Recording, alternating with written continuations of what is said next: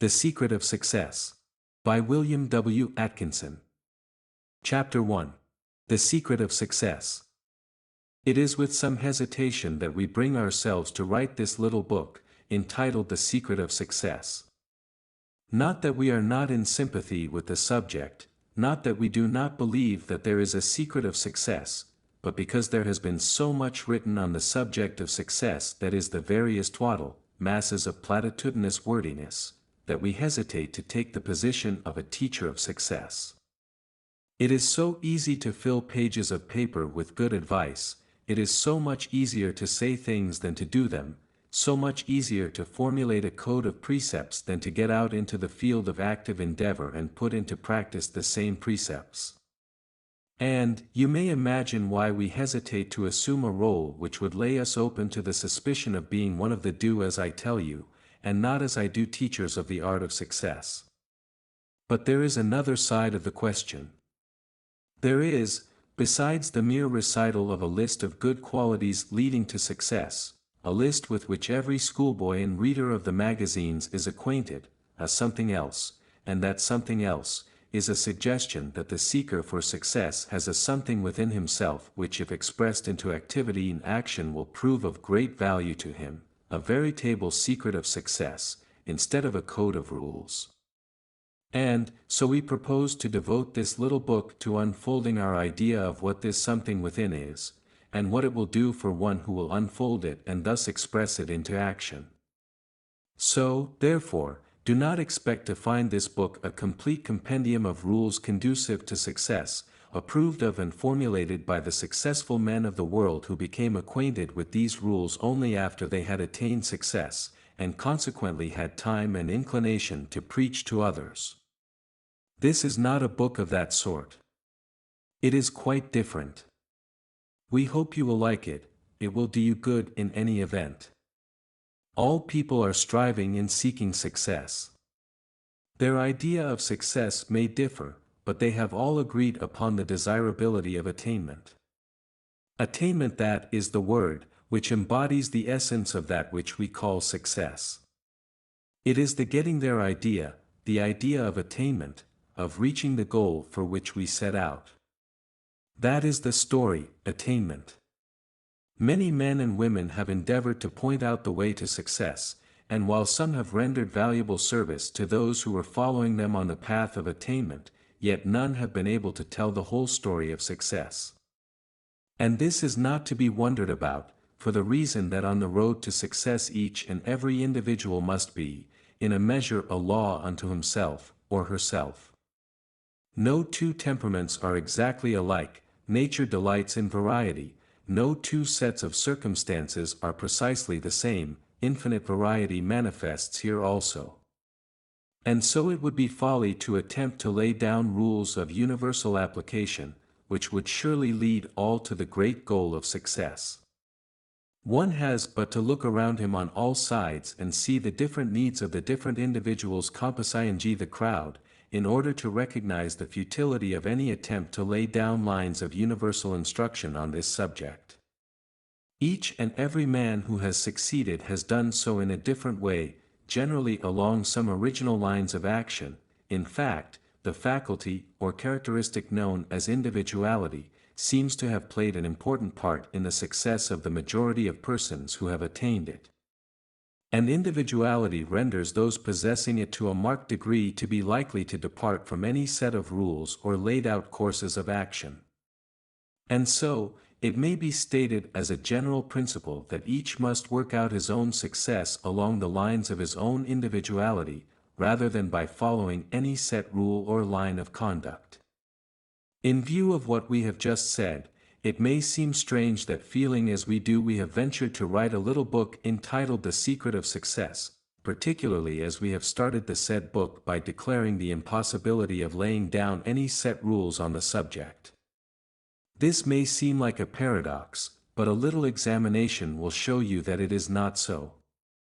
It is true that we believe that each and every person must work out his own success, along the lines of his own individuality, instead of along some cut and dried plan.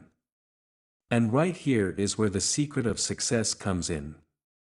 Along the lines of his own individuality, we have just said, then it must follow that one must possess individuality before he may work along its lines.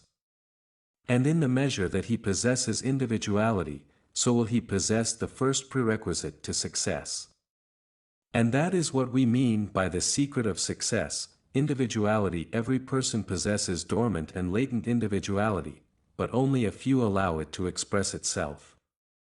The majority of us are like human sheep trotting along complacently after some self-assertive bellwether, whose tinkling bell serves to guide our footsteps.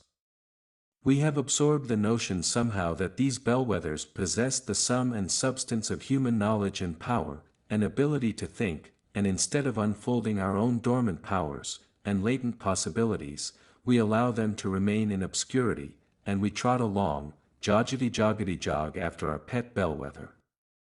People are very much like sheep in this way. They are obedient and imitative animals, and rather than assume the responsibility of directing their own footsteps, they wait until someone takes the lead, and then away they stampede after him. Is it any wonder that the leaders claim the choicest pickings for themselves, and allow the flock to get only the scrubby grass? Not a bit of it. They have earned the choice bits by reason of lack of individuality and initiative on the part of those following them. In fact, they were chosen as leaders because of this self-assertive and self-directive quality. If they had stood back in a modest, mild manner, they would have been pushed aside by the flock that would disclaim them as leaders, in favor of others who knew how to push to the front. Now, in this little book we shall not endeavor to awaken a spirit of bellwetherism in you, nor to urge you to strive to lead the flock. There is nothing in the mere leading of people other than vainglory and petty self-satisfaction. The desirable thing is to possess sufficient individuality and initiative to be your own bellwether, to be a law unto yourself, so far as other men are concerned. The great men, the strong men, care nothing for the flock, which so obediently trots along after them. They derive no satisfaction from this thing, which pleases only inferior minds, and gratifies only petty natures and ambitions. The big men, the great spirits of all ages, have derived more satisfaction from that inward conviction of strength and ability which they felt unfolding into activity within themselves, than in the plaudits of the mob, or in the servility of those imitative creatures who sought to follow in their footsteps. And this thing called individuality is a real thing, inherent in each of us, and which may be developed and brought into activity in each one of us if we go about it right. Individuality is the expression of our self, that self which is what we mean when we say I. Each of us is an individual, an I, differing from every other I in the universe, so far as personal expression is concerned. And in the measure that we express and unfold the powers of that I, so are we great, strong and successful. We all have it in us, it depends upon us to get it out into expression. And this individual expression lies at the heart of the secret of success. And that is why we use the term, and that is what we shall tell you about in this little book. It will pay for you to learn this secret. Chapter 2. The Individual. In our last lesson we stated that we considered the secret of success to consist principally of the free expression of the individual, the I. But before you will be able to apply this idea successfully, you must first awaken to a realization of what the individual, the I within you, really is. This statement may appear ridiculous at first to many of you, but it will pay you to acquaint yourself fully with the idea behind it, for upon the true realization of I comes power. If you will stop and take stock of yourself, you will find that you are a more complex being than you had at first considered yourself to be. In the first place there is the I, which is the real self or the individual, and there is the me, which is something attached to and belonging to the I, the personality. For proof of this, let the I take stock of the me, and it will find that the latter consists of three phases or principles, i.e. 1. The physical body, 2. The vital energy, 3. The mind, Many people are in the habitat of regarding their bodies as the I part of them, but a little consideration will show them that the body is but a material covering, or machine through which and by means of which the I is able to manifest itself. A little thought will show that one may be vividly conscious of the I am part of himself while totally oblivious of the presence of the physical body. This being so, it follows that the I is independent of the body, and that the latter falls into the me classification. The physical body may exist after the I has left it, the dead body is not the I. The physical body is composed of countless particles which are changing places every moment of our lives. Our body of today is entirely different from our body of a year ago. Then comes the second principle of the me, the vital energy, or what many call life. This is seen to be independent of the body, which it energizes, but it, too, is transitory and changeable, and readily may be seen to be but a something used to animate and energize the body, an instrument of the I, and therefore a principle of the me. What, then, is left to the I to examine and determine its nature? The answer that comes naturally to the lips is, the mind, by which I know the truth of what you have just said. But, stop a moment, you have said, speaking of the mind, by which I know, have you not, in saying this, acknowledged the mind to be a something through which the I acts? Think a moment, is the mind you? You are aware that your mental states change, your emotions vary, your feelings differ from time to time, your very ideas and thoughts are inconsistent and are subject to outside influences, or else are molded and governed by that which you call I, or your real self. Then there must be something behind mental states, ideas, feelings, thoughts, etc., which is superior to them and which knows them just as one knows a thing apart from itself, but which it uses. You say I feel, I think, I believe, I know, I will, etc., etc. Now which is the real self? The mental states just mentioned, or the I which is the subject or real cause of the mental phenomena? It is not the mind that knows, but the I which uses the mind in order to know.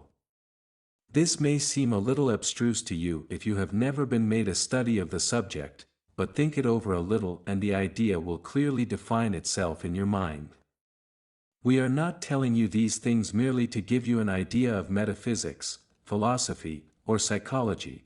There are many books that go into these matters at length and in detail, so it is not for that reason. The real reason is that with a realization of the I or real self, comes a sense of power that will manifest through you and make you strong. The awakening to a realization of the I, in its clearness and vividness, will cause you to feel a sense of being and power that you have never before known. Before you can express individuality, you must realize that you are an individual. And you must be aware of this I within you before you can realize that you are an individual. The me side of you is what is called personality, to the outer appearance of yourself. Your personality is made up of countless characteristics, traits, habits, thoughts, expressions, and motions. It is a bunch of peculiarities and personal traits that you have been thinking was the real I all this time. But it is not. Do you know what the idea of personality arose from? Let us tell you. Turn to the pages of any good dictionary, and you will see that the word originated from the Latin word persona, meaning a mask used by actors in ancient times, and which the word in turn was derived from two other words, sonar, meaning to sound, and por, meaning through, the two words combined meaning to sound through, the idea being that the voice of the actor sounded through the mask of the assumed personality or character. Webster gives the following as one of the meanings of person, even to this day, a character or part, as in a play, an assumed character. So then, personality means the part you are playing in the great play of life, on the stage of the universe.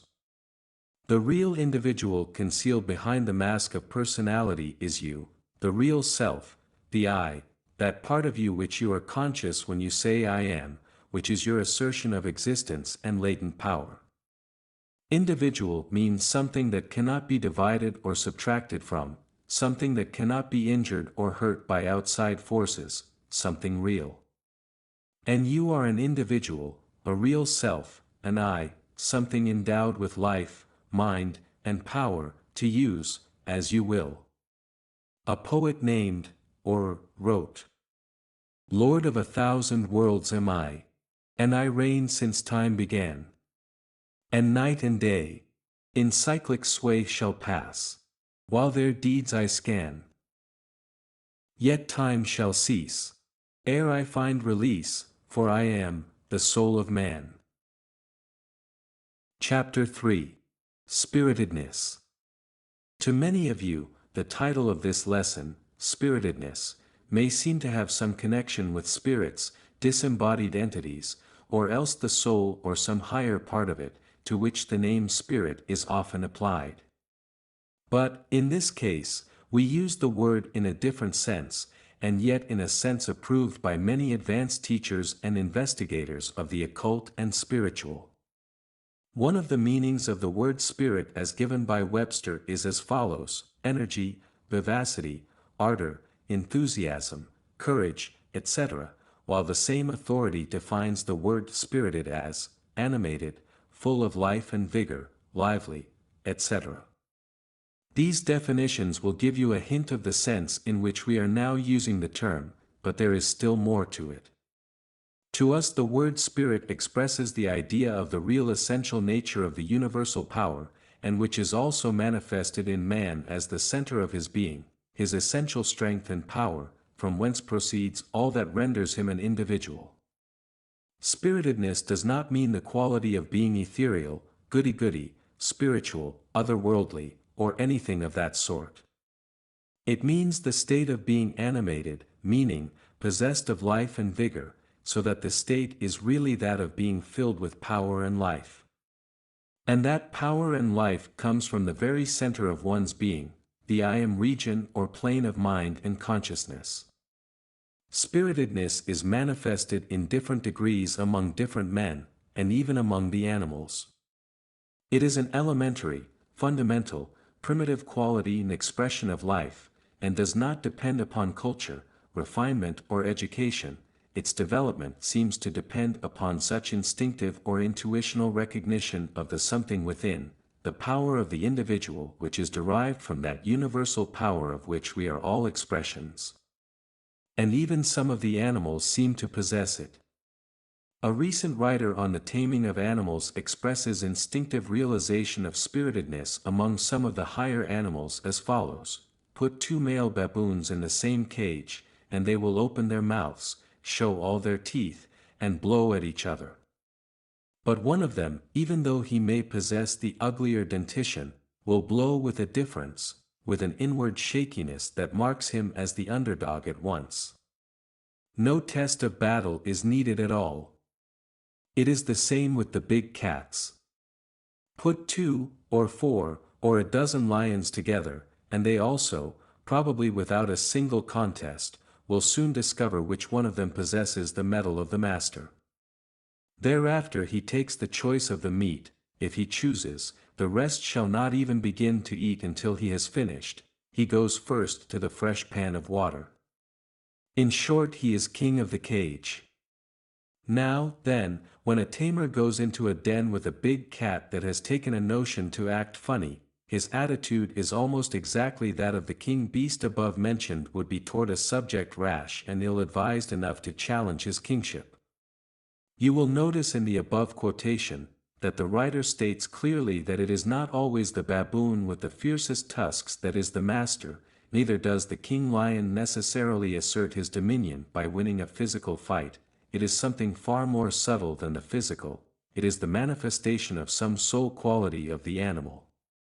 And so it is with men, it is not always the biggest and strongest physically who rule, the ruler becomes so by reason of the mysterious soul quality which we call spiritedness, and which men often call nerve, or metal, or sand. When two individuals come into contact with each other there is mental struggle, there may not be even a word uttered, and yet soul grapples with soul as the two pairs of eyes gaze into each other, and a subtle something in each engages and grapples with a subtle something in the other. It may be all over in a moment, but the conflict is settled for the time, and each of the mental combatants knows that he is victor or defeated, as the case may be. There may be no feeling of antagonism between the parties engaging, but nevertheless there seems to be an inward recognition on both sides that there is something between them always leads. And this leadership does not depend upon physical strength, intellectual attainment, or culture in the ordinary sense, but upon the manifestation and recognition of that subtle quality that we have called spirit. People unconsciously assert their recognition of quality in themselves and others, by their use of the term. We often hear of people lacking spirit, being spiritless, and of others having had their spirit broken, etc. The term is used in the sense of mettle. A mettled horse or man is high-spirited, according to the dictionaries, and the same authorities define mettlesome as full of spirit, so you see the term is used as we have employed it, but the explanation of the source of the spiritedness is not given. Breeders of thoroughbred racing horses will tell you that a horse having spirit will run a gamer race and will often outdistance and outwind a horse having higher physical characteristics, but less spirit or class. Horsemen insist that the possession of spirit in a horse is recognized by the other horses, who are affected by it and become discouraged and allow themselves to be beaten, although often they may be better racing machines, physically. This spirit is a fundamental vital strength possessed by all living things in degrees, and it may be developed and strengthened in oneself. In our next lesson we shall recite a few instances of its manifestation among men. Oliver Wendell Holmes, in one of his books, gives the following vivid description of the conflict of spiritedness between two men. The Kohinoor's face turned so white with rage that his blue-black mustache and beard looked fearful against it. He grinned with wrath, and caught at a tumbler, as if he would have thrown its contents at the speaker. The young Marylanda fixed his clear, steady eye upon him, and laid his hand on his arm, carelessly almost, but the jewel felt that he could not move it. It was no use. The youth was his master, and in a deadly Indian hug in which men wrestle with their eyes, over in 5 seconds, but which breaks one of their two backs, and is good for 60 years and 10, one trial enough, settles the whole matter, just as when two feathered songsters of the barnyard, game and dunghill, come together. After a jump or two at each other, and a few sharp kicks, there is an end to it, and it is, after you, monsieur, with the beaten party in all the social relations for all the rest of his days. Fothergill says, Emily Bronte sketched out her ideal of a being possessed of immense willpower in a thorough ruffian, Heathcliff. A massive, muscular brute. Well, it was a girl's conception of a strong man, but I think I have seen some quiet, inoffensive-looking men in spectacles, who could very soon have shown the ruffian where the superiority lay. A celebrated historical example of spiritedness, under apparently overwhelming odds, is that of the interview between Hugo, Bishop of Lincoln, and Richard Coeur de Lion, in the church of Roche-d'Andely. In his desire to prosecute the war in Normandy, Richard demanded additional supplies and money from his barons and bishops, but Hugo refused to furnish men or money. He claimed that although the See of Lincoln was legally bound to supply men and money for military service within the 4 seas of Britain, the war in Normandy did not come under that head, and he defied the king. King Richard, called the Lion-Hearted, was a dangerous man to defy, and so when he summoned Bishop Hugo to Normandy, and the latter went forth to beard the lion in his den, few doubted the outcome, and the bishop's downfall was taken as a matter of course. When the bishop landed in Normandy, 2 friendly barons who informed him that the king was in a terrible rage against him, and who advised him to send some humble, conciliatory message to him before entering the royal presence. But the bishop refused to do this, and proceeded boldly to meet his monarch. Richard was sitting at mass when the bishop entered. Hugo walked up to him, and disregarding his frown, said, "Kiss me, my lord king." Richard turned wrathfully away, withholding his salute. But Hugo, gazing into his eyes, and shaking the royal shoulder vigorously, repeated his demand. "Thou hast not deserved it," roared the king in anger and chagrin. "I have," retorted Hugo, shaking the royal shoulder the harder. The king gradually dropped his eyes from those of the bishop, and gave the kingly salute and kiss, and the bishop passed on calmly to take part in the service. Hugo afterward defied the king in his council chamber, and persisted in his refusal, and even ventured to rebuke his royal master for infidelity to the queen. The council was astounded, for knowing Richard's courage and fiery temper they expected to see Hugo crush in a moment, but instead he emerged the victor in the struggle of spiritedness. The historian says, "The lion was tamed for the moment." The king acknowledged nothing, but restrained his passion, remarking afterward, "If all bishops were like my Lord of Lincoln, not a prince among us could lift his head among them." And this was not the first time that this doughty Bishop of Lincoln had vanquished a king.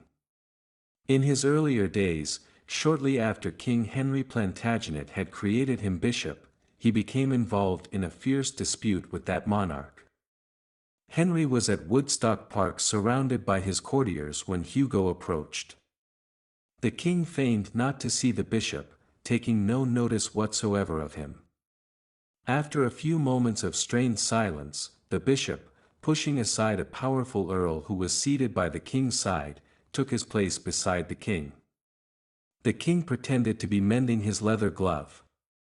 The bishop cheerfully and lightly said, "Your Majesty reminds me of your cousin at Falaise." Falaise was the place at which Henry's ancestor Duke Robert met Arlotta, the daughter of a tanner of leather, who bore him his illegitimate son who was afterward known as William the Conqueror. The bishop's impudent allusion to the king's ancestry was too much for the latter, and he was badly worsted in the encounter and later acceded to the wishes of the bishop. But as Fothergill truly says, it is a great mistake to suppose that this will is disposed to air itself on all occasions, far from it. It often has a tendency to conceal itself, and is not rarely found under an exterior of much pleasantness. There are men, and women, too, who present an appearance of such politeness that they seem to have no will of their own, they apparently exist merely to do what is agreeable to others, but just wait till the time comes, and then the latent willpower is revealed, and we find under this velvet glove the iron hand, and no mistake about it. It is the secret of the diplomatist. Talleyrand possessed it to a remarkable degree, and was a cool, bold, successful diplomat. Cavour also possessed this power and used it wisely. The blusterer and bragger are devoid of it. It is a subtle, tenuous power, resting latent beneath the surface and out of evidence, but when needed it flashes forth like the dynamic electric spark, driving all before it. It is an elemental force, of irresistible power. Chapter 4. Latent Powers. The majority of you know, by actual experience in everyday life, that we have within our physical organism that which we call second wind. We have essayed some physical task, and after a bit, found ourselves winded, that is, short of breath, and we are tempted to stop and rest our panting bodies. But, we have also found by experience that if we will stick to the task at hand, the feeling of physical distress will usually pass away, and we will gain what is called our second wind. Now just what this second wind is a matter that has long perplexed physiologists, and even today they have not been able to hand us down a very good guess at the underlying cause of the phenomenon. It seems to be a fresh start acquired by reason of the opening up of reserve stores of vital energy, latent physical power stored away for such emergencies. All persons who have engaged in athletic sports know very well the details of this peculiar physiological phenomenon. Its actuality is too firmly established to admit any doubt. And, as is often the case, examination shows a curious parallel between the working of nature on the mental plane and on the physical. Just as there is a physical second wind, so is there a mental reserve force or latent energy upon which we can draw and thus get a fresh start. The phenomena attendant upon physical second wind, as noted above, is almost exactly duplicated by certain mental phenomena. We may be jaded while performing some tedious bit of mental work, and we begin to feel that we are all in, when lo, some new in, and away we are off with a full mental second wind, doing our work with a freshness, vigor and enthusiasm far surpassing the original effort. We have tapped into a fresh source or supply of mental energy.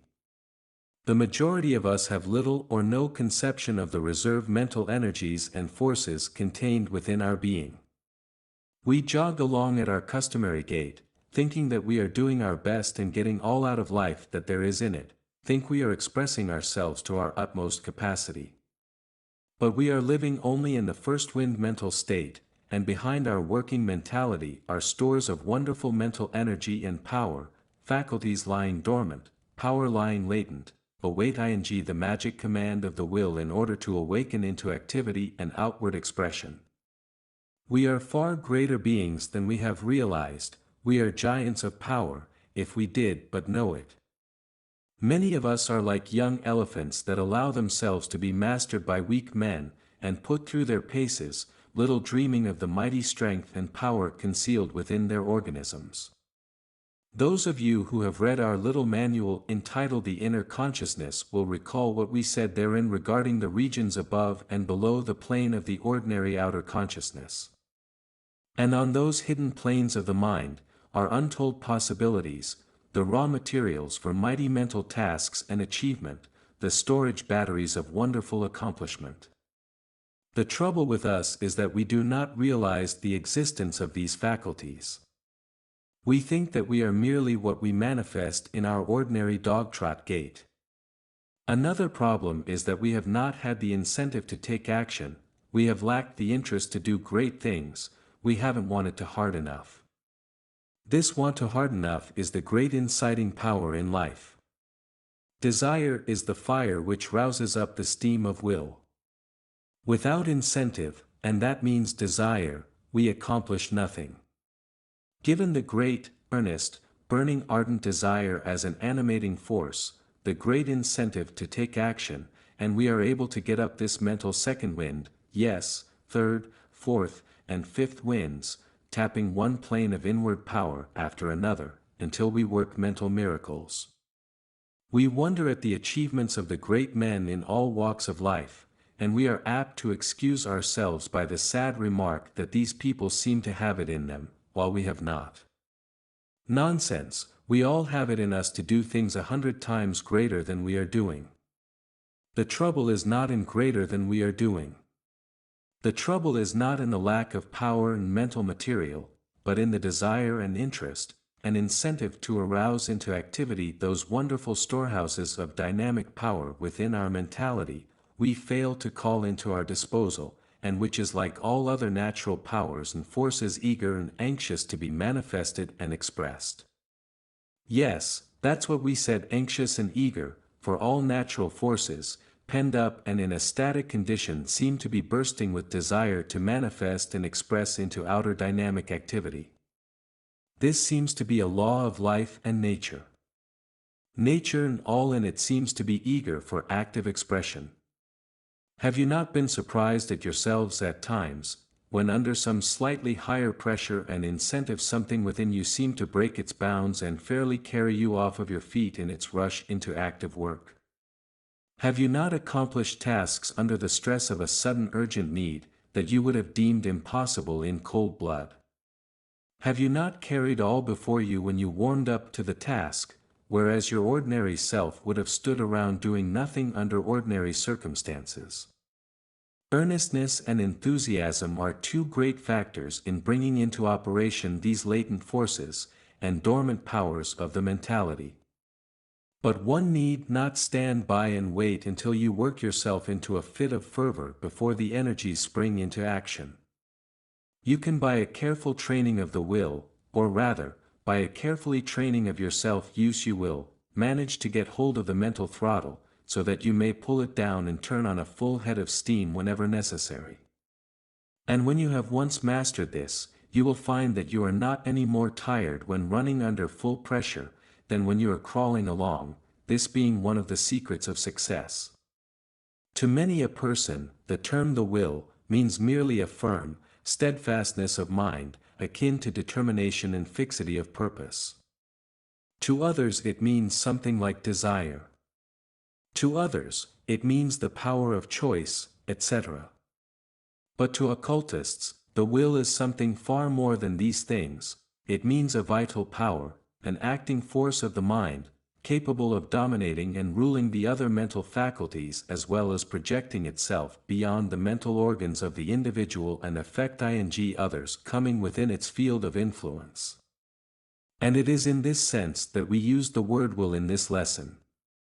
We have no desire to take the reader into the dim realms of metaphysics, or even into the lighter but still arduous paths of scientific psychology, but we must acquaint him with the fact of the existence of this thing that we call willpower, and its relation to the I. Of all the mental faculties or powers, that of the will is the closest to the I or ego of the person. It is the sort of power clasped in the hand of the ego. One may divorce himself in thought from the other mental faculties and states, but when he thinks of the I he is bound to think of it as possessing that power which we call will. The will is a primal, original power of the I which is always with it until the end. It is the force with which he rules, or should rule, his mental and physical kingdom, the power of which his individuality manifests itself upon the outside world. Desire is the great motive power inciting the will to action in life. As we have shown you, the action of will without the motive power of desire is unthinkable, and therefore it follows that the culture and right direction of desire carries with it the channel of expression and manifestation of the will. You cultivate certain desires, in order that the will may flow out along these channels. By cultivating the desire along certain lines, you are making channels along which the will may flow in its rush toward expression and manifestation. So be sure to map out your desire channels clearly by making the proper mental images of what you want.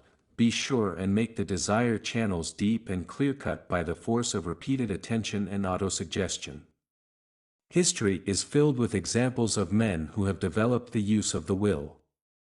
We say developed the use rather than developed will, for man does not develop his will is always there ready for use. A man develops his ability to use the will, perfects himself in its use. We have frequently used the following illustration, and have not been able to improve upon it. Man is like a trolley car, with the upraised trolley pole of his mind reaching out to the live wire of will.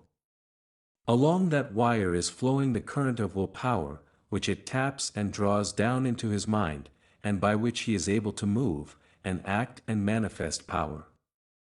But the power is always in the wire, and his developing consists in the ability to raise the pole to the wire, and thus tap into its energy.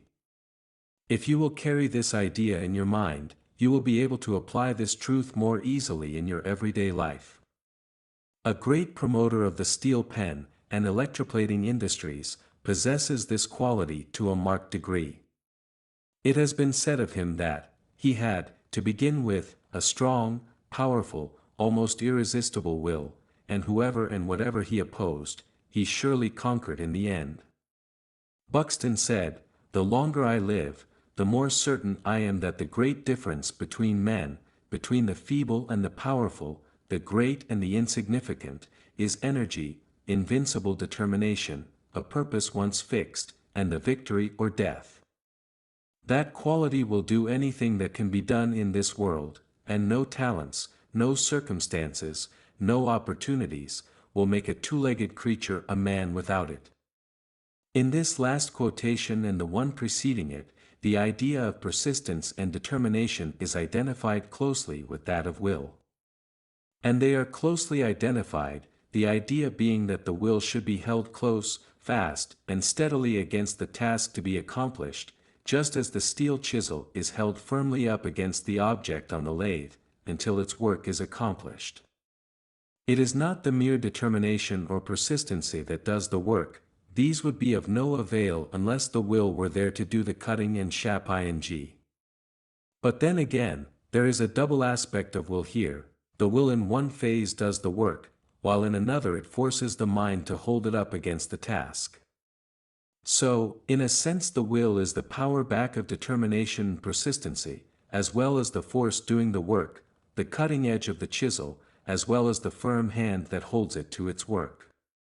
Simpson has said, a passionate desire, and an unwearied will can perform impossibilities, or what would seem to be such, to the cold and feeble.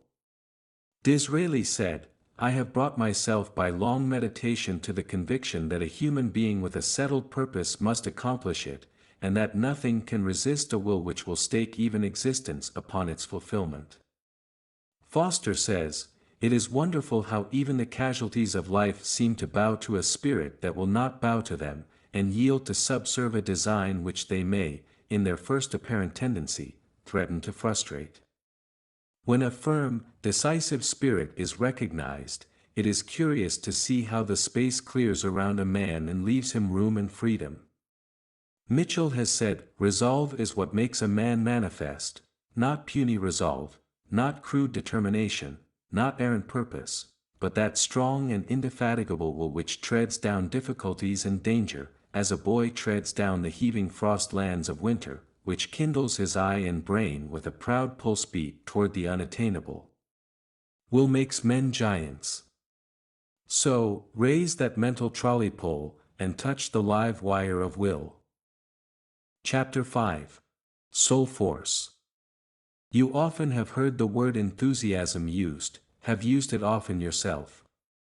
But have you ever thought of what the word really means, from what source it originated, what is its essential spirit? Few have. The word enthusiasm is derived from the Greek term meaning to be inspired, to be possessed by the gods, etc., the term having been originally used to designate the mental state of an inspired person, who seems to be under the influence of a higher power. The term originally meant, inspired by a superhuman or divine power, ecstasy, etc. It is now used, according to Webster, in the sense of, enkindled and kindling fervor of soul, ardent and imaginative zeal or interest, lively manifestation of joy or zeal, etc. The word has acquired a secondary, and unfavorable meaning in the sense of visionary zeal, imaginative fervor, etc., but its real and primary meaning is that ardent, lively zeal and interest in the inner forces of one's nature. Real enthusiasm means a powerful mental state exerted in favor of, or against, some idea. A person filled with enthusiasm seems indeed to be inspired by some power or being higher than himself. He taps on to a source of power of which he is not ordinarily conscious. And the result is that he becomes as a great magnet radiating attractive force in all directions and influencing those within his field of influence. For enthusiasm is contagious and when really experienced by the individual renders him a source of inductive power, and a center of mental influence. But the power with which he is filled does not come from an outside source, it comes from certain inner regions of his mind or soul, from his inner consciousness. Those who have read our little manual entitled Inner Consciousness will readily understand from what part of the mentality such power is derived. Enthusiasm is really soul power, and when genuine is so recognized and felt by those coming within its field of influence. Without a certain amount of enthusiasm no one ever has attained success, and never will do so.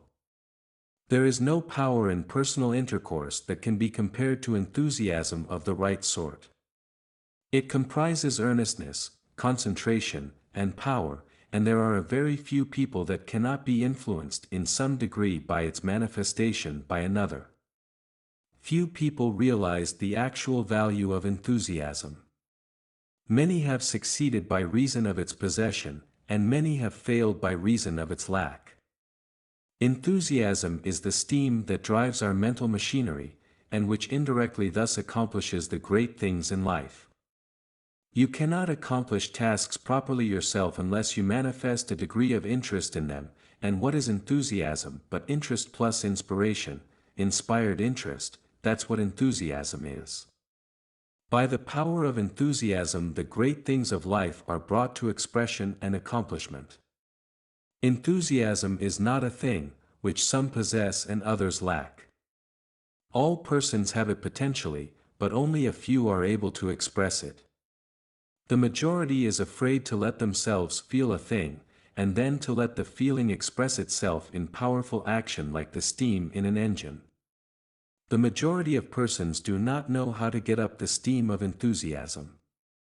They fail to keep the fires of interest and desire kindled under their mental boiler, and the consequence is they fail to get up the steam of enthusiasm. Enthusiasm may be developed by cultivating interest and love of your task. Interest, confidence, and desire arouse enthusiasm, and it remains for you to either concentrate it so that its effect will be directed straight toward the object, person or thing that you wish to move, or else allow it to dissipate itself in the air without result. Like steam, enthusiasm may be dissipated or used. By concentrated direction it produces results, and by foolish waste and dissipation it fails to do so. The more interest you take in a thing, the greater does your confidence and desire grow, and from these arise the steam of enthusiasm. So remember always that interest is the mother of enthusiasm.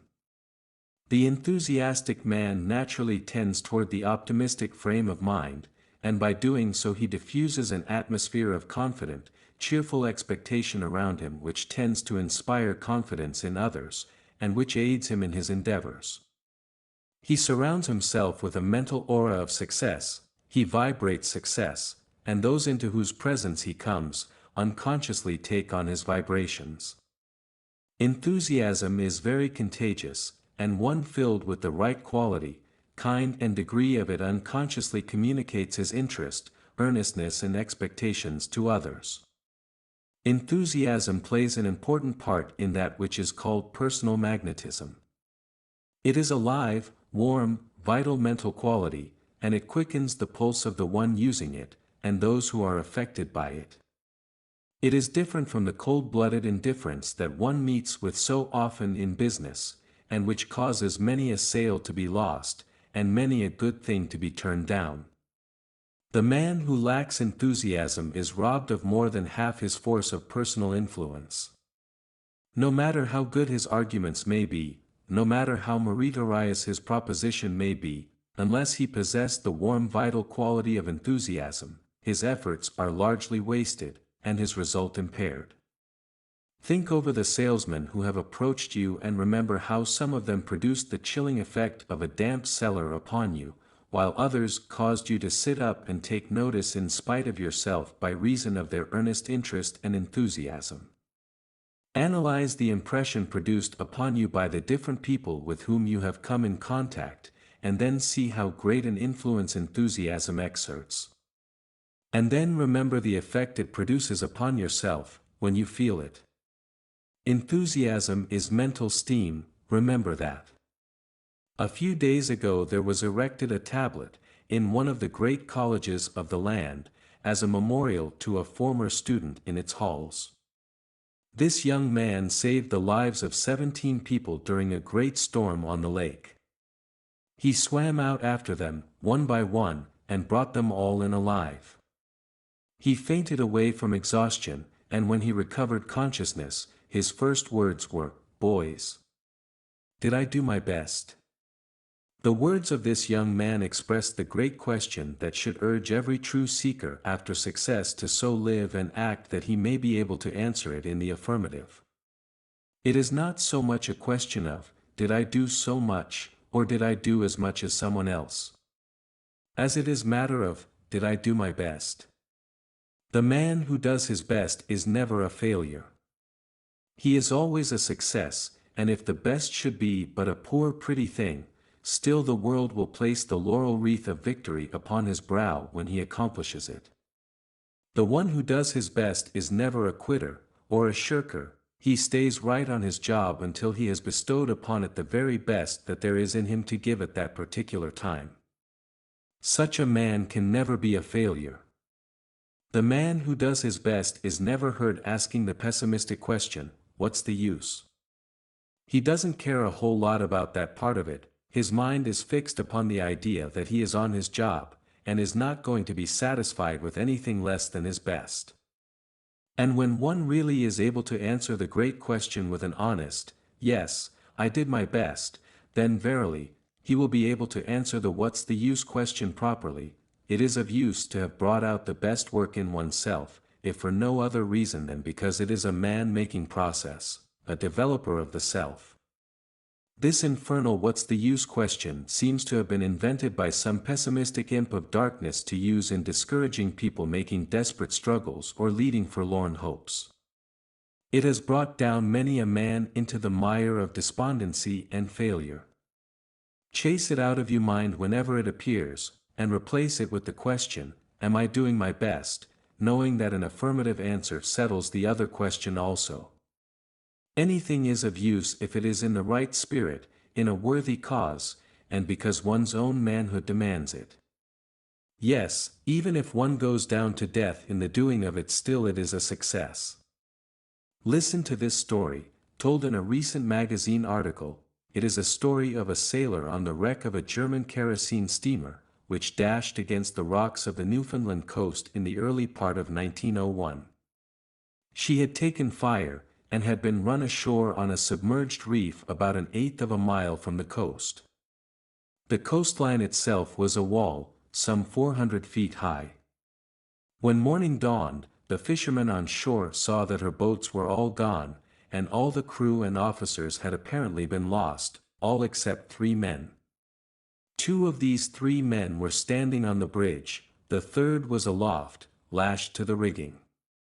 Later, the watchers saw a tremendous wave strike the vessel, sweeping away the bridge and the 2 men who had been standing on it.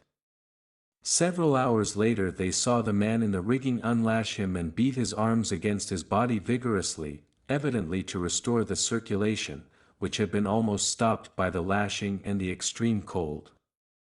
The man then took off his coat, waved it to the fisherman on top of the cliff and then plunged into the sea. The first thought was that he had given up the fight and committed suicide, but he is not that kind of a man. He struck out for shore, and reaching it made 3 separate attempts to secure a foothold on the rocks at the bottom of the cliff. But he failed. 3 times was he swept away by the surf, and finally, seeing the futility of his efforts, he swam away again, toward the ship.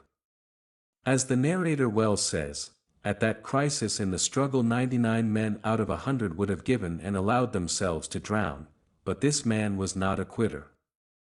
After a fierce battle with the waves the man gained the ship, and after a desperate struggle managed to board her. He climbed again into the rigging and waved his hand to the fishermen high up on the cliff, who were unable to help him. He lashed himself fast, and until dark could be seen signaling the fishermen above, to show them that he was still alive and game. When the following morning broke, the fisherman saw that his head had fallen to his breast. He was motionless, frozen during the night.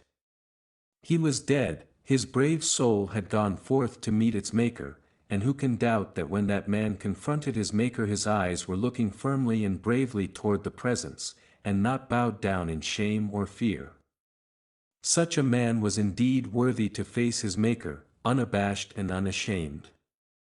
As the writer, George Kennan, has said in words that make one thrill, that man died as a man in adverse circumstances ought to die, fighting to the last. You may call it foolish, and say that he might better have ended his sufferings by allowing himself to drown when he found that he could not make a landing at the base of the cliff, but deep down in your hearts you pay secret homage to his courage, his endurance, and his indomitable will. He was defeated at last, but so long as he had consciousness neither fire or cold not tempest could break down his manhood. The Caucasians have a favorite proverb that says, heroism is endurance for one moment more. And that one moment more tells the difference between the quitter and the man who has done his best. No one is dead until his heart has ceased beating, and no one has failed so long as there is one more bit of fight in him. And that one moment more often is the moment in which the tide turns, the moment when the enemy relaxes his hold and drops back beaten. Chapter 6. The Power of Desire. What is desire? Let us see. Webster tells us that it is the natural longing to possess any seeming good, eager wish to obtain or enjoy, or in its abnormal or degenerate sense, excessive or morbid longing, lust, appetite. Desire is a much abused term. The public mind has largely identified it with its abnormal or degenerate phase, just mentioned, ignoring its original and true sense. Many use the word in the sense of an unworthy longing or craving, instead of in the true sense of aspiration, worthy craving and longing, etc. To call desire aspiration renders it none the less desire. To apply to it the term laudable aim and ambition does not take away from it his character of desire. There is no sense in endeavoring to escape the fact that desire is the natural and universal impulse toward action, be the action or good or bad. Without desire the will does not spring into action, and nothing is accomplished. Even the highest attainments and aims of the race are possible only when the steam of will is aroused by the flame and heat of desire. Some of the occult teachings are filled with instructions to kill out desire, and the student is warned to beware of it even in its most insidious and subtle forms, even to the extent of avoiding even the desire to be desireless, even desire not to desire. Now this is all nonsense, for if one wishes, or wants, or is inclined, or thinks best to, or is pleased to kill out desire, in any of these cases he is but manifesting a desire not to desire, in spite of his use of other names.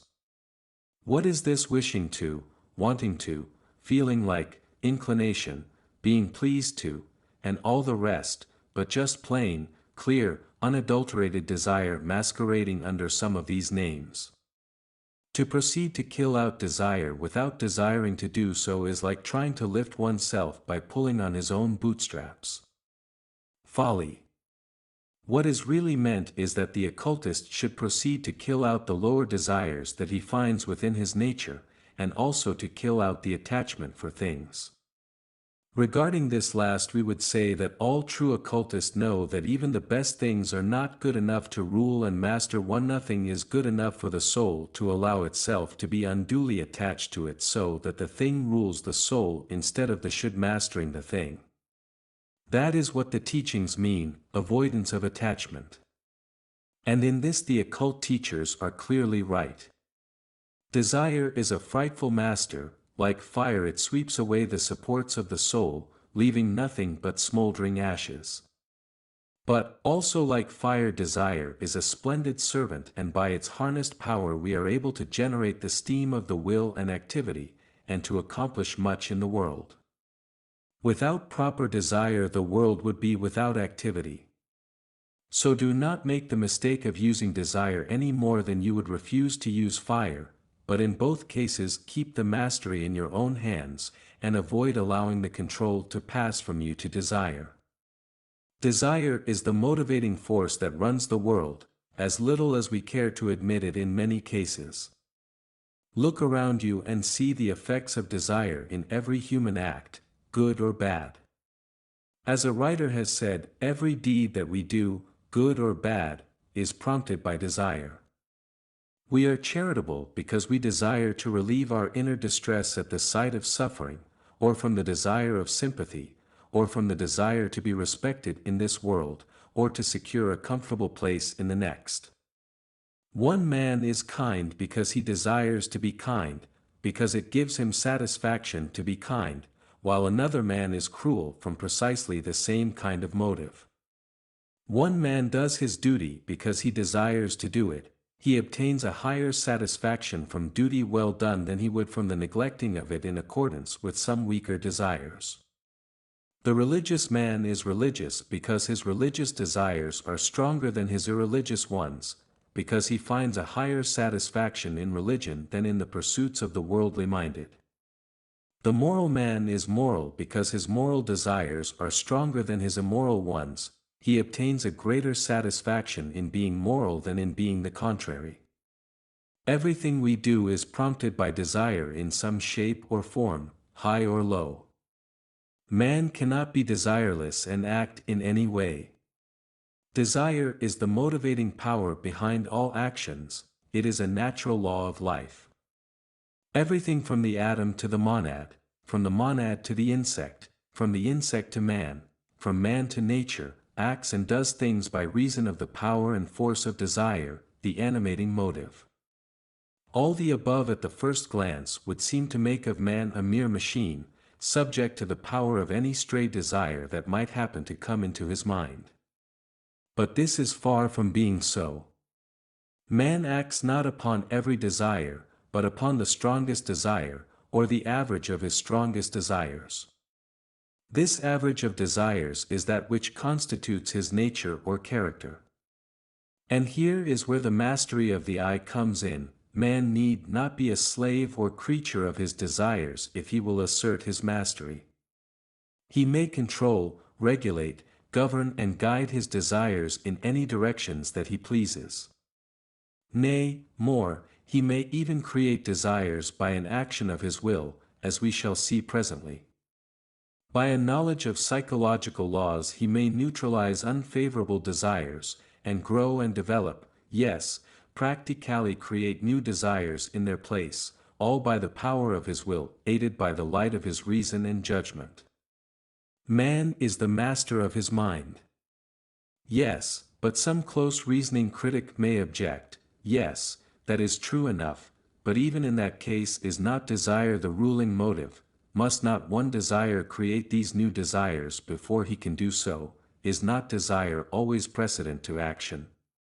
Very close reasoning this, good friends, but all advanced occultists know that there is a point in which the principle of desire shades and merges into companion principle, will, and that a close reasoner and mental analyst may imagine a mental state in which one may be almost said to manifest a will to will, rather than to merely desire to will. This state must be experienced before it can be understood, words cannot express it. We have stated that it was in the power of man to create desire, not only to be its master when created, but also to actually create it by bringing it into being.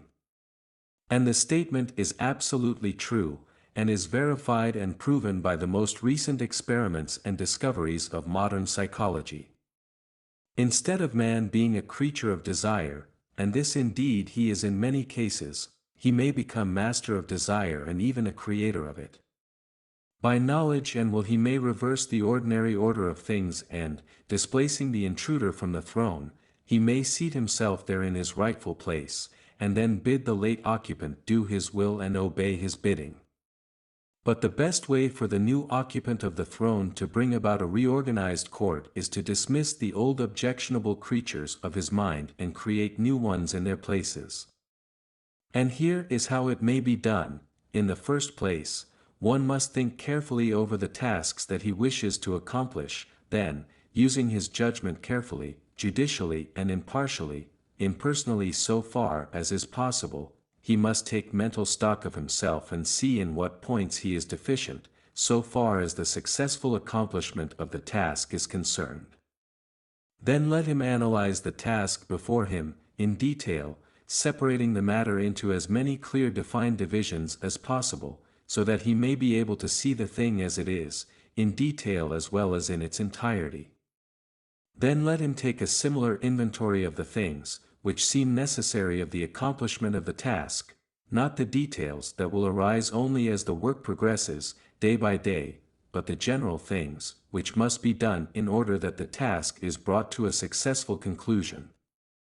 Then having taken stock of the task, the nature of the undertaking, and one's own qualifications and shortcomings, then begin to create desire, according to the following plan. The first step in the creation of desire is that of the forming of a clear, vital mental image of the qualities, things and details of the undertaking, as well as of the completed whole. By a mental image we mean a clear-cut, distinct mental picture in the imagination of the things just names. Now, do not turn away with an impatient motion at the mention of the word imagination. That is another word that you have only a mistaken idea of. Imagination means far more than the mere idle, fanciful use of that part of the mind that is believed by people to be all there is to it. It isn't all, by a long way. In fact, the fanciful part may be said to be merely a shadow of the real imaginative effort. Imagination is a real thing.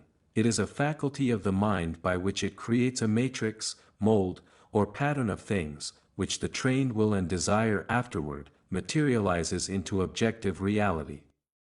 There has been nothing created by the hands and mind of man which did not have its first origin in the imagination of someone. Imagination is the first step in creation, whether of worlds or trifles. The mental pattern must always precede the material form. And so it is in the creation of desire. Before you can create a desire, you must have a clear mental image of what you need to desire. You will find that this task of creating a mental image is a little harder than you had expected at the start. You will find it hard to form even a faint mental picture of that which you need. But be not discouraged, and persevere, for in this, as everything else, practice makes perfect. Each time you try to form the mental image, it will appear a little clearer and more distinct, and the details will come into a little more prominence. Do not tire yourself at first, but lay aside the task until later in the day or tomorrow.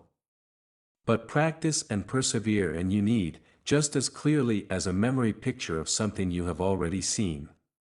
We shall have more to say on this subject of mental imagery and imagination in subsequent lessons. Then, after having acquired the clear mental image of the things you wish to desire, and thus attain, cultivate the focusing of the attention upon these things.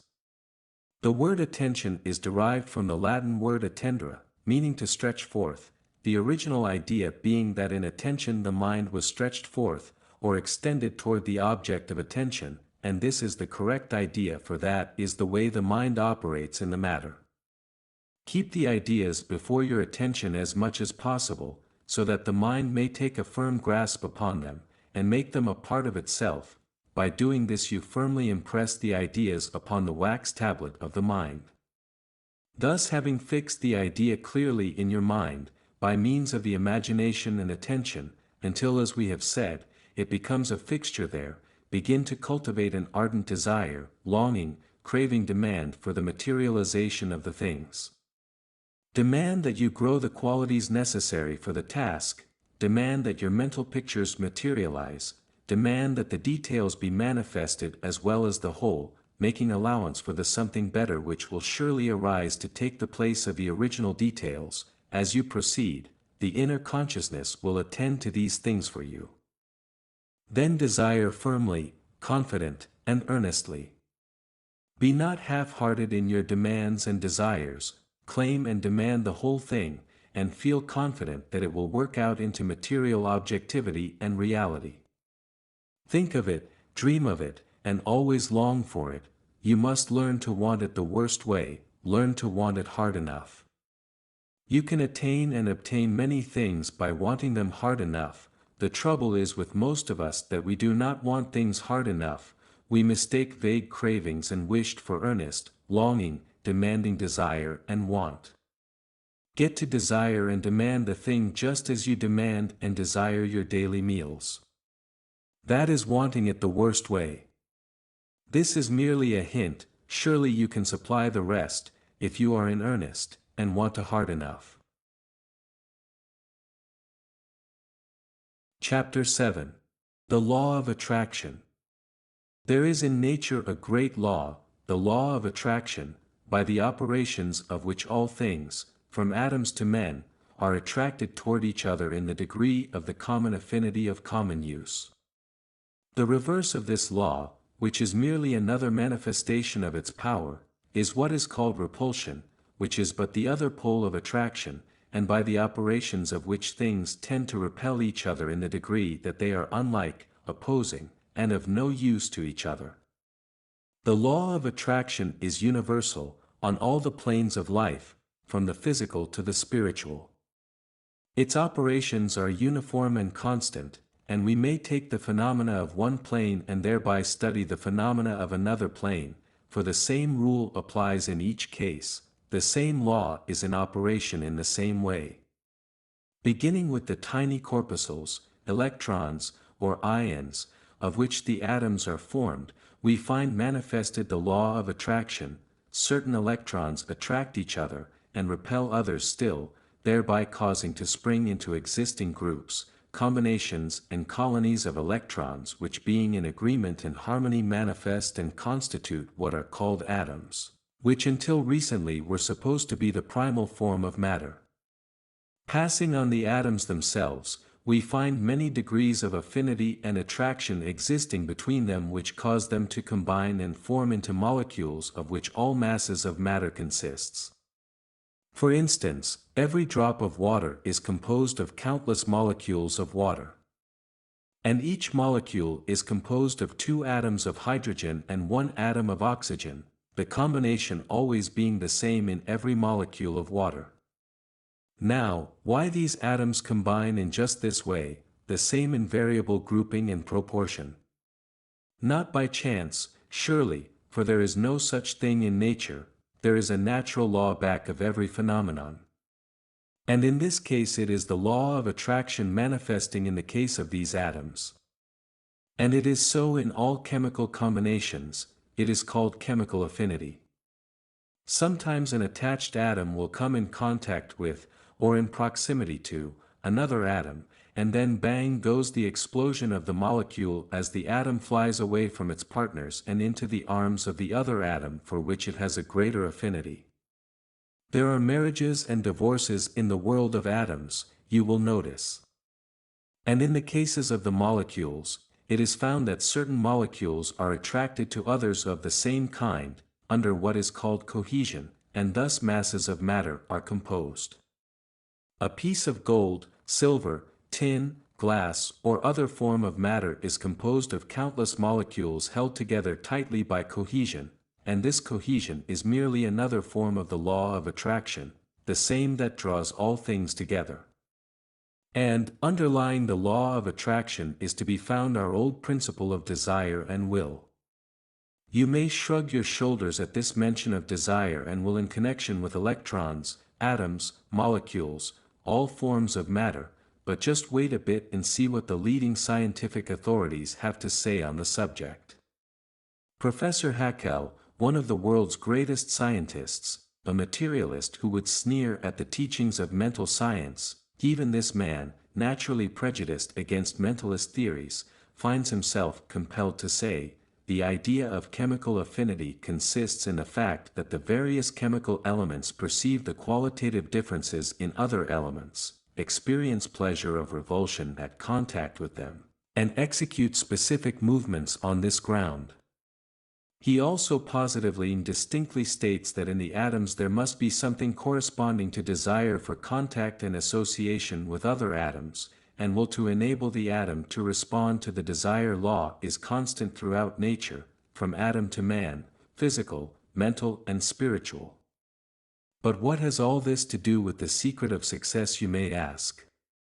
Simply, that the law of attraction is an important part in the secret of success, inasmuch as it tends to bring to us the things, persons and circumstances in accordance with our earnest desire, demand, and will, just as it brings together the atoms and other particles of matter. Make yourself an atom of living desire and you will attract to yourself the person, things and circumstances fitting in with the accomplishment of your desire. You will also get into rapport with those who are working along the same lines of thought, and will be attracted them and they to you, and you will be brought into relations with persons, things and environments likely to work out the problem of your desires. You will get next to the right persons and things, all by the operation of this great natural law of attraction. No any seromancy or magic about it at all, nothing supernatural or mysterious, just the operations of a great natural law. You can do little by yourself in life, be you ever so strong and able. Life is a complex thing, and individuals are interdependent upon each other for the doings of things. One individual, segregated from all the other individuals, could accomplish little or nothing along the lines of outer activity. He must form combinations, arrangements, harmonies and agreements with others, and in accordance with environments and things, that is, he must create and use the proper environments and things, and draw to himself others with whom he must form combinations, in order to do things. And these persons, things and environments come to him, and he to them, by reason of this great law of attraction. And the way he sets into operation this great law of attraction is by the operation of his desire, and along the lines of mental imagery. Do you see the connection now? So be careful to form, cultivate and manifest the right desires, hold to them firmly, strongly and constantly, and you will set into operation this great law, which forms an important part of the secret of success. Desire force is the motive power leading the activities of life. It is the basic vital power, which animates the minds of living things and urges them forth to action. Without strong desire no one accomplishes anything worthy of the name, and the greater the desire the greater will be the amount of energy generated and manifested, everything else being equal. That is to say, that given a dozen men of equal intellect, physical health and mental activity, equal in everything else except desire, in short, the ones in whom the greatest desire resides and is manifested will outstrip the others in attainment, and of these winners the one in whom desire burns, like an unquenchable flame will be the one who will master the others, by the force of his primitive elementary power. Not only does desire give to the man that inward motive which leads to the enfoldment of the power within himself, but it does more than this, it causes to radiate from him the finer and more subtle mental and vital forces of his nature, which, flowing forth in all directions like the magnetic waves from the magnet, or the electric waves from the dynamo, influencing all who come within the field of force. Desire force is a real, active, effective force of nature, and serves to attract, draw and bring to a center that which is in line with the nature of the desire. The much talked of law of attraction, of which so much is heard in mental science and the new thought, depends largely upon the force and power of desire. Desire force is at the center of the law of attraction. There is a tendency in nature to attract and draw to the center of a desire the things, which are needed to fulfill that desire. One's own will come to him by reason of his natural force, which lies behind and underneath the entire phenomena of mental influence. This being so, does it not become at once apparent why one who wishes to accomplish anything should be sure to create a strong desire for it, and at the same time be sure to acquire the art of visualization so as to form a clear mental picture of the thing desired, a clear mold in which the materialized reality may manifest? Have you ever come in contact with any of the great men of modern business life? If you have seen these people in action, you will have become conscious of a subtle, mysterious something about them, a something that you could actually feel, a something that seemed to draw you to fit into their schemes, plans, and desires almost by an irresistible force. These people are all people of the strongest kind of desire. Their desire force manifests strongly and affects those with whom they come in contact. Not only this, but their desire force flows from them in great waves, which occultists inform us soon manifests a circular, or whirlpool-like motion, swing around and around the center of the desire. These men become actual cyclones of desire into which nearly everything that comes within its sweep is affected and swept into the vortex. Have we not evidences of this in the cases of all the great leaders of men? Can we not see the operation of that mighty law of attraction which brings to them their own? We are apt to call this will power, and so it is in a way. Back and under the will in such cases is to be found the ardent, burning desire that is the motive force of the attractive power. This desire force is a primitive, elemental thing. It is found in the animal kingdom, and among the lower races of men, perhaps more clearly than among the higher types of men, but only because in such instances it is seen stripped of the covering, sheaths, disguises and masks that surround the more civilized forms and planes of life. But remember this well, the same principle is manifested under and beneath the polished veneer of civilized life. The desire force of the cultured leader of men is as elemental as that animating the fierce and shaggy caveman or the wild berserker who, naked and half-mad, rushed upon overwhelming hordes of his enemy, brushing them aside like flies, that is, if you will but look beneath the polished surface. In the old wild days desire manifested its force on the physical plane, now it manifests on the mental plane. That is the only difference, the force is the same in both cases. While we write, there has just been produced on stage a new play that illustrates this principle. The heroine, the daughter of an old New York family of high social standing and wealth, has a dream of her life in a former incarnation, in which she sees herself torn from the arms of her cave-dweller father by the mighty arms of a fierce savage chief, whose desire is manifested through the physical. She awakens from her dream, and to her horror soon discovers the face of her dream captor on a man who comes into her father's life in New York. This man comes from the West, forceful, resourceful and desirous, beating down all before him in the game of finance. As of old, he places his foot not on the neck of his enemies, but on the mental plane, this time, instead of the physical. The same old desire for power is strong within him, the same old masterfulness manifests itself. This man says, "I have never quit, I have never been afraid." The same old desire then flamed up in the savage now manifests in the master of Wall Street, and between the force of its attraction and the coupled and allied force of his will, he repeats the performances of his previous incarnation, but on the plane of mental forces and achievement this time, mind, not muscle, being the instrument through which the desire manifests. We give the above example merely as an illustration of the fact that desire is the motivating force that moves the will into action, and which causes the varied activity of life, men and things. Desire force is a real power in life, and influences not only tracks, influences and compels other persons and things to swing in toward the center of the desire, sending forth the currents. In the secret of success, desire plays a prominent part. Without a desire for success, there is no success, none.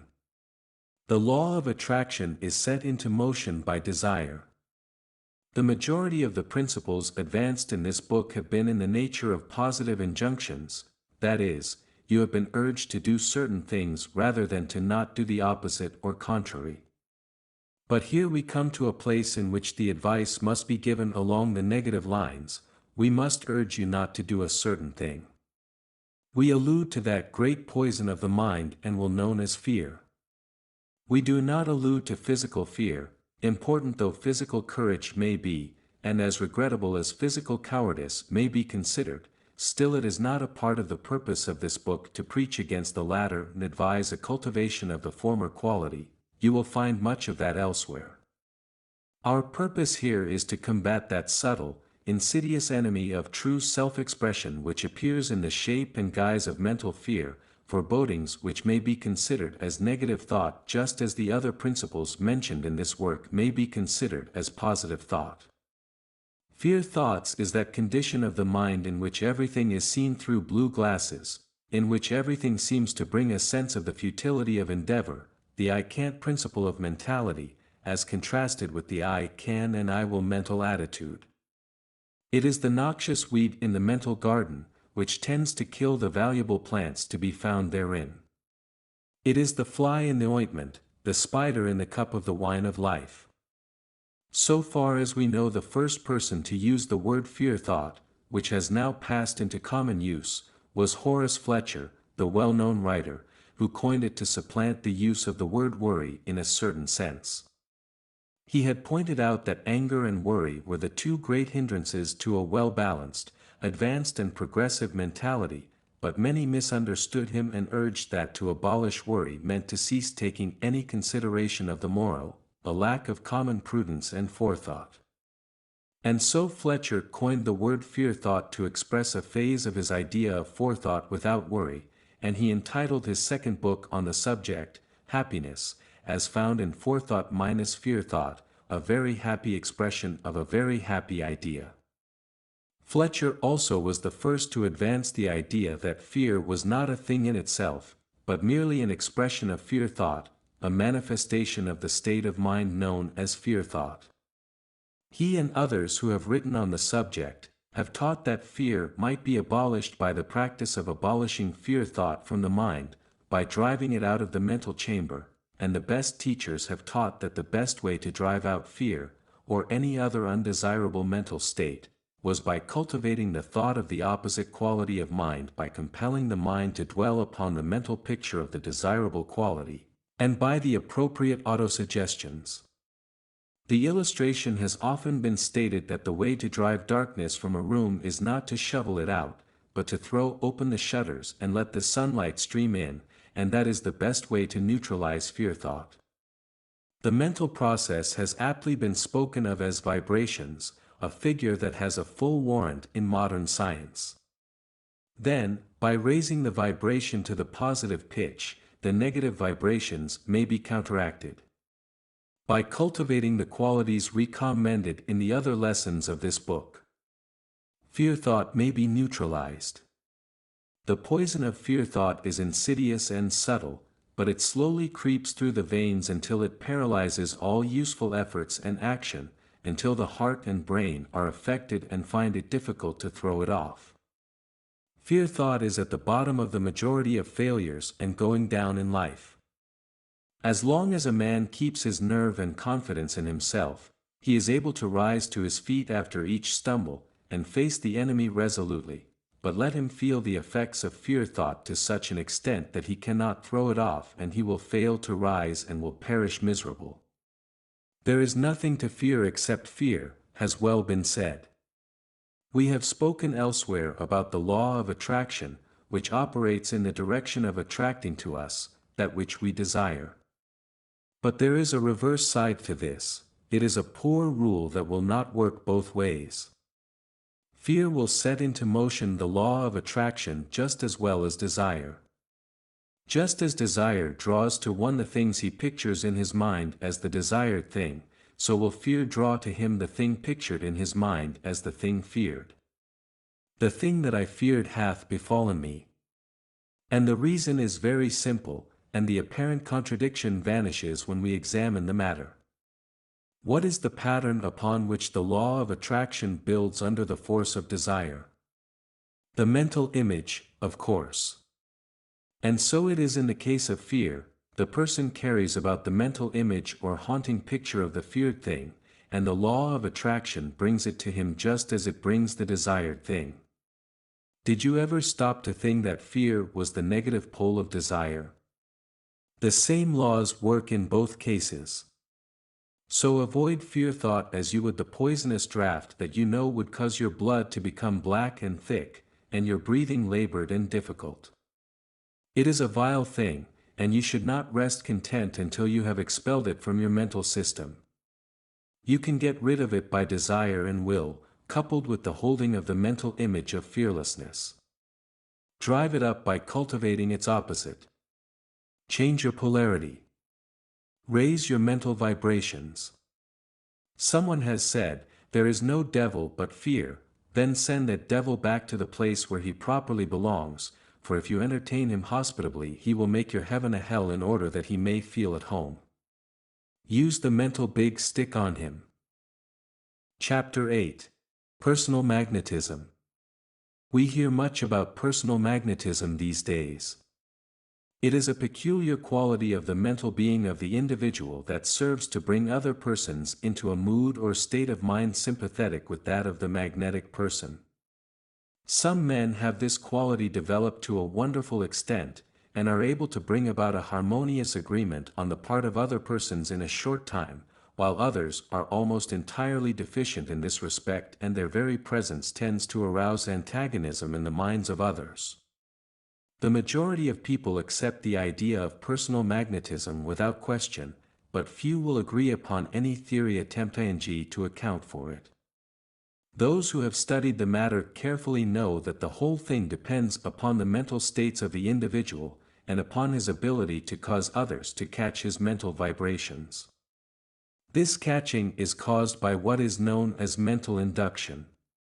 Induction, is that property or quality, or process by which one body having electrical or magnetic polarity produces it in another without direct contact. And mental induction is a manifestation of similar phenomena on the mental plane.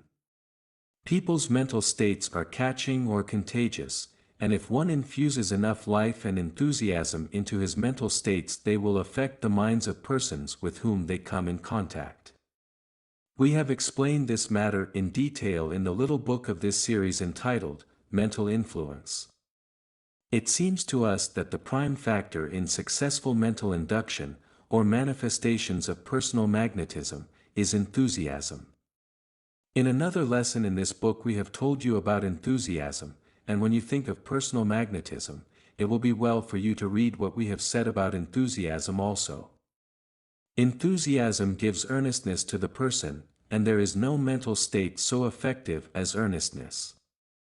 Earnestness makes itself felt strongly, and will often make a person give you attention in spite of himself. Walter D. Moody, a well-known writer on the subject of salesmanship, says, truthfully, it will be found that all men possessed of personal magnetism are very much in earnest. Their intense earnestness is magnetic.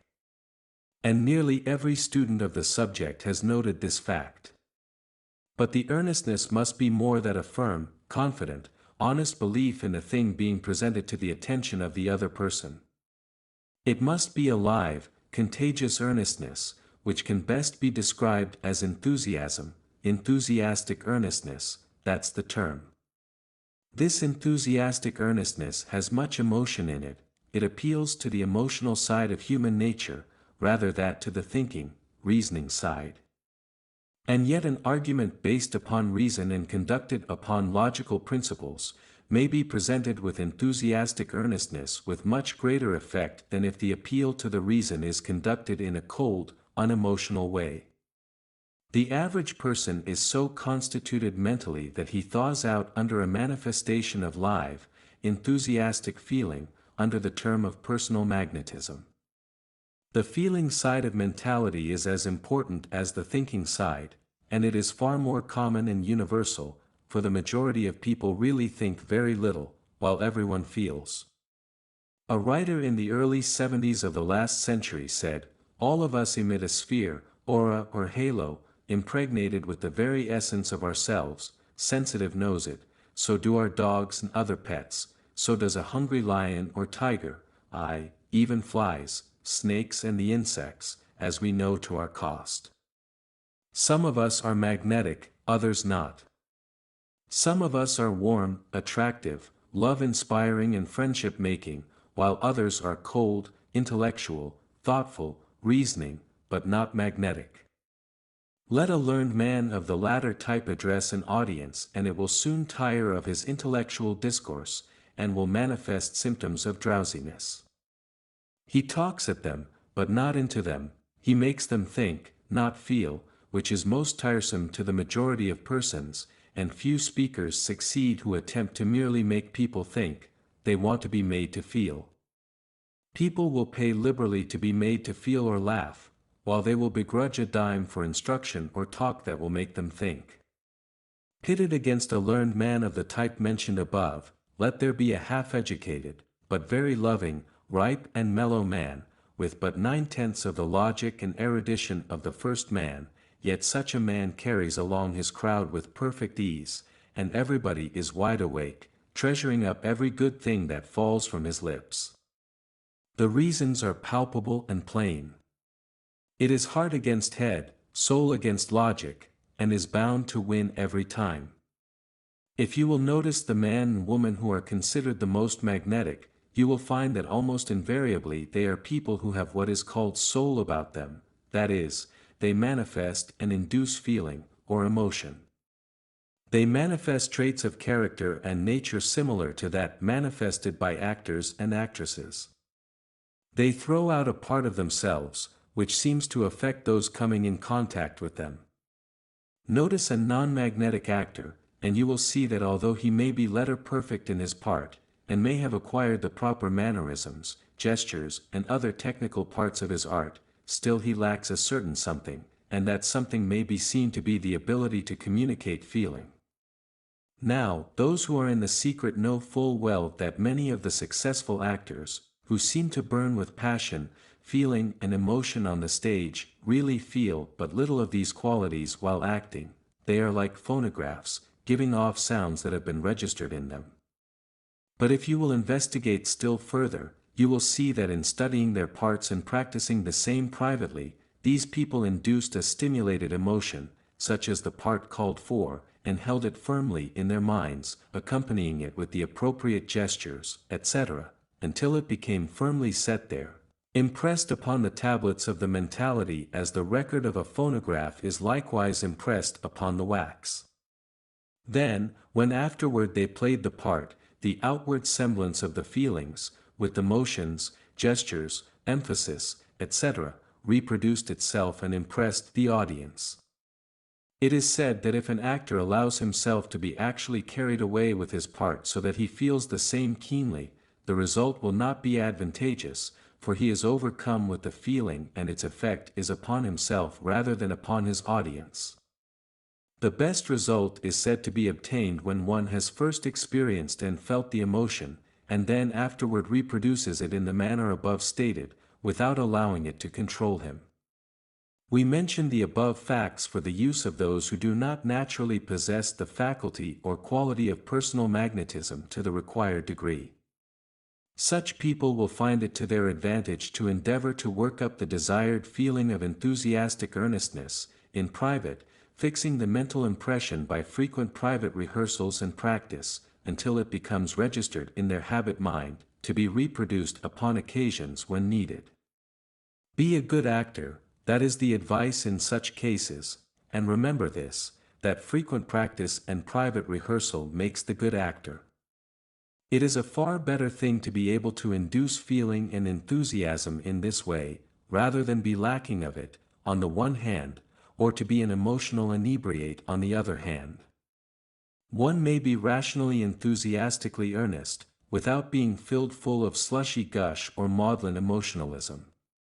We think that the careful student will see just what is meant here, and will not misunderstand us. And remember, that through this repeated acting the desired quality will often become real and natural. Chapter 9. Attractive Personality. We have explained in our lesson on individuality that what is known as the personality was not the real I of the individual, but that instead it formed the me part of oneself, the outward appearance of the individual. As we have told you, the word personality really means the mask aspect of the individual, the outward appearance of the part in the great drama of life that he is playing. And just as the actor may change his mask and costume, so may the individual change, alter and replace his personality by other features found desirable. But nevertheless, while the personality is not the real I, it plays an important part in the drama of life, particularly as the audience pays more attention to the personality, as a rule, than it does to the real individual behind the mask. And so it is proper that every individual should cultivate and acquire a personality that will prove attractive to his audience, and render him acceptable to them. No, we are not preaching deception, we regard individuality as the real self, and believe that one should build himself up to his highest and best according to the laws of individual unfoldment, but, nevertheless, so long as one must wear a personality about him as he goes through life, we believe that it is not only to his advantage, but is also his duty to make that personality as pleasing and attractive as he is able to. You know that no matter how good, intelligent and high-minded a man may be, if he wears the mask of an unattractive and unpleasant personality, he is placed at a disadvantage, and drives away people whom he might benefit and who would be glad to love him if they could see behind his unattractive mask. Nor are we speaking of one's personal physical appearance when we speak of unattractive and attractive masks. While one's physical appearance goes a good way in some cases, there is a charm of personality that far transcends that fleet appearance. There are many persons having beautiful faces and forms whose personality is far from charming, and who repel rather than attract. And there are others whose faces are homely and whose forms are far from shapely, who have, nevertheless, that winning way about them that attracts others to them. There are people whom we are always glad to see, and whose charm of manner makes us forget that they are not beautiful. In fact, even their homely faces seem to become transfigured when we are in their presence. That is what we meant by personality, in the same way in which we are now using it. It bears a very close relationship to personal magnetism, of which we spoke of in our preceding lesson. One of the first things that should be cultivated by those wishing to develop the charm of personality is a mental atmosphere of cheerfulness. There is nothing so invigorating as presence of a cheerful person, nothing so dispiriting as one of those human wet blankets that cast a chill over everyone and everything with whom they come in contact.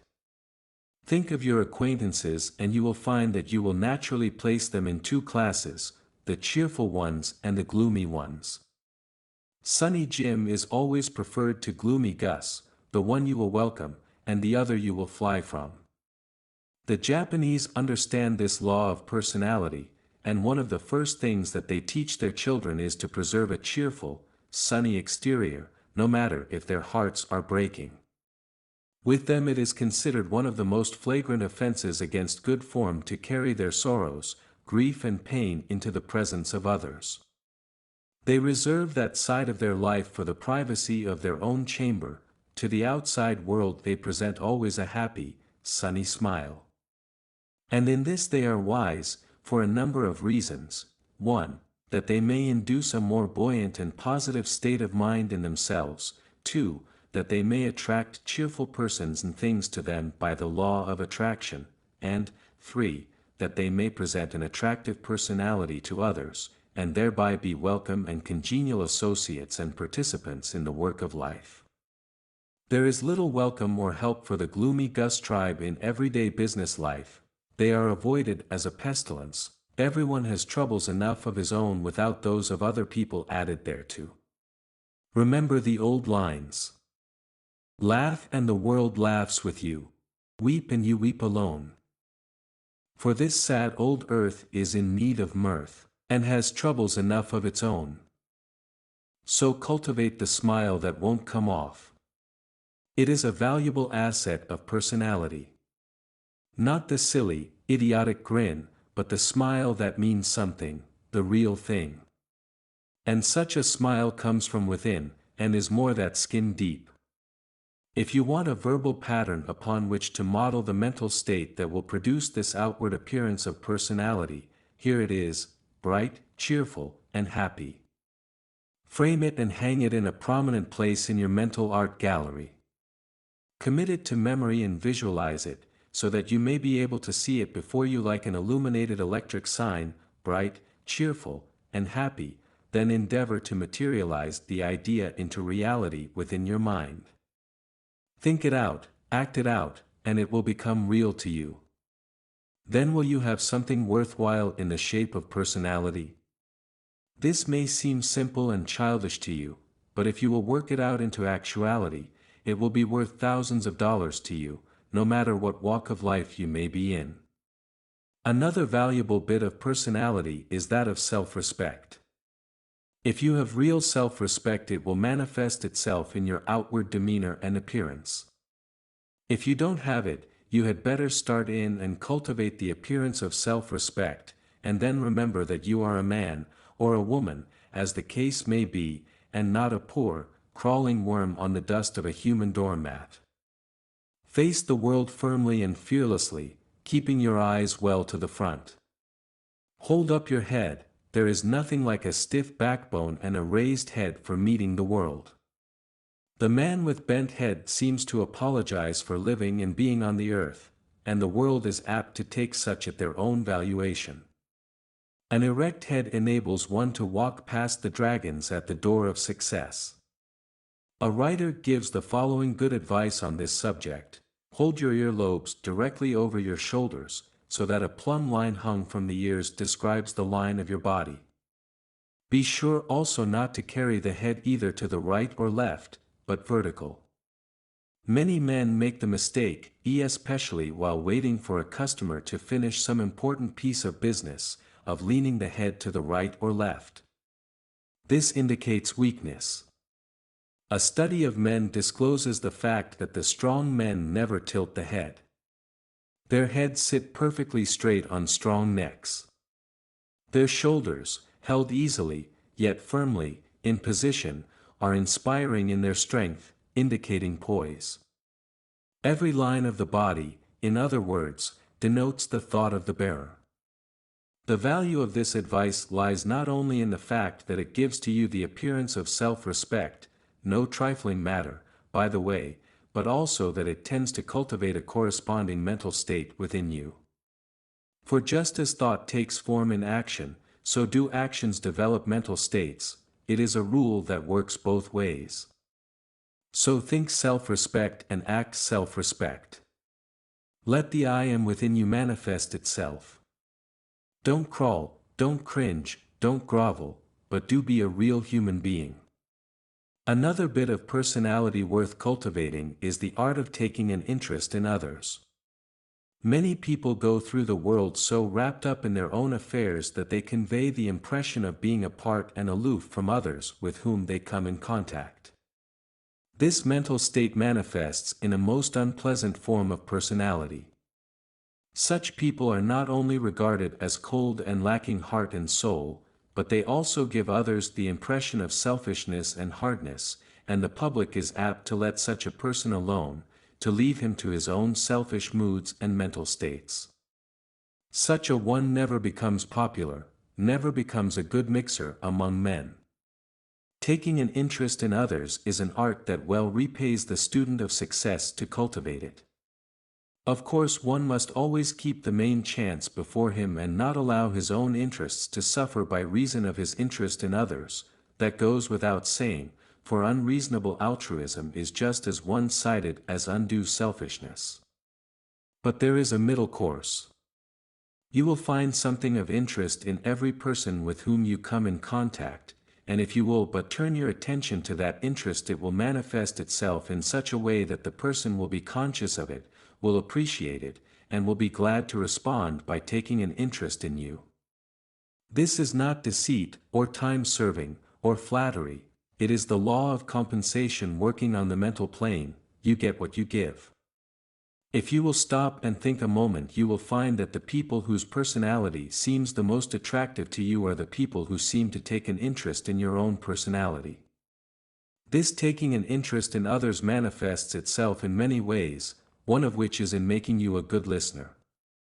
Now, we do not mean that you should allow yourself to be made a dumping ground for all the talk of all the people with whom you come in contact. If you do this, you will have time for nothing else. You must use ordinary judgment and tact in regulating the time you give to others, depending upon the person and the particular circumstances of the case. What we do mean is that while you're listening, you should listen well. There is no subtler compliment that one person can pay to another than listening well to him or her. To listen well is to listen with interest. And that is something that cannot be very well taught in a book. Perhaps the best way to express the idea is to say, listen as you would be listened unto. The golden rule may be applied to many things and ideas, with benefit and good results. The man who listens well is well thought of by those to whom he listens. In this connection, we are always reminded of the old story of Carlyle, who, as everyone knows, was reputed to be a crusty, crabby old chap, prone to sarcastic remarks and brusque treatment of those with whom he engaged in conversation. The tale goes that one day a man called upon Carlyle, and the man understood the art of listening well. He so turned the conversations as to get Carlyle started on a subject dear to his heart, and then he kept quiet and listened well. Carlyle talked a straight streak for several hours, and grew quite enthusiastic over his topic. When at last the visitor arose to depart, he was forced to actually tear himself away from Carlyle, who following him to the door, manifested unusual enthusiasm and good spirits, and bidding him goodbye, said warmly, "Come again, Mon. Come again and often. Ye have a wonderfully bright mind, and I've enjoyed your conversation very much indeed. Ye are a most delightful conversationalist. Be careful not to bore people with your personal experiences, better forget your personal self in talking to others, except when it is right to the point to bring yourself in. People do not want to hear what a wonderful fellow you are, they want to tell you what wonderful people they are, which is very much more pleasant to them. Don't retail your woes, nor recite your many points of excellence. Don't tell what a wonderful baby you have, the other people have babies of their own to think about. You must endeavor to talk about things of interest to the other person, if he wants to do the talking himself. Forget yourself and take an interest in the other person. Some of the best retail merchants impress upon their salespeople the advantage of cultivating the mental attitude and personality that you will give the customer the impression that you are on his side of the counter, that is, that you are taking a personal interest in his being well served, suited, well treated and satisfied. The salesman who is able to create that impression is well advanced on the road to success in his particular line. This is a difficult thing to describe, but a little observation, thought and practice along the lines laid down in the preceding lessons will do much for you in this direction. A recent writer truthfully says on this subject, suppose, for instance, you are in trade or a profession, and wish to increase your business. It will not do, when you sell goods or services, to make the matter a merely perfunctory transaction, taking the customer's money, giving him good value and letting him go away feeling that you have no interest in the matter beyond giving him a fair deal and profiting thereby. Unless he feels that you have a personal interest in him and his needs, and that you are honestly desirous to increase his welfare, you have made a failure and are losing ground. When you can make every customer feel that you are really trying to advance his interests as well as you own, your business will grow. It is not necessary to give premiums, or heavier weights, or better values than others give to accomplish this.